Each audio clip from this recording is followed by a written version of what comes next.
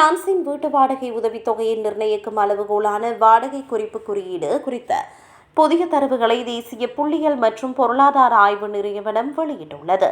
அதுக்கமைய 2026ஆம் ஆண்டின் 2ஆம் காலாண்டில் வீட்டு வாடகைகள் முந்தைய ஆண்டை விட 1.15% அதிகரித்துள்ளன.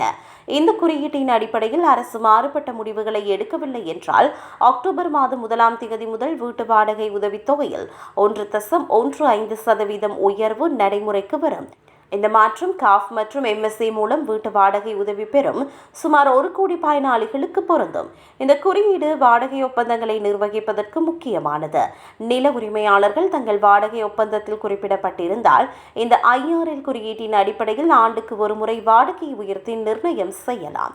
இது குடியிருப்புகள் மற்றும் இதர சொத்துக்களுக்கு பொருந்தும். இந்த உதவித்தொகை உயர்வு தனிப்பட்ட வீட்டு வசதி உதவி மட்டுமின்றி குடும்ப வீட்டு வசதி உதவி மற்றும் சமூக வீட்டு வசதி உதவி என அனைத்து வகையான வீட்டு வசதி உதவிகளுக்கும் பொருந்தும் என்பது குறிப்பிடத்தக்கது.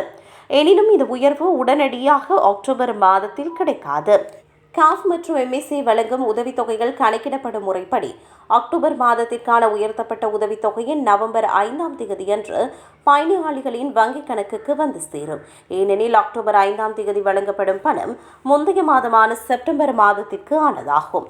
எனவே 1.15% கூடுதல் உயர்வுடன் கூடிய அக்டோபர் மாதத்திற்கான உதவித்தொகையை நவம்பர் 5ஆம் தேதி முதல் பயனாளர்கள் பெற்றுக்கொள்ள முடியும்.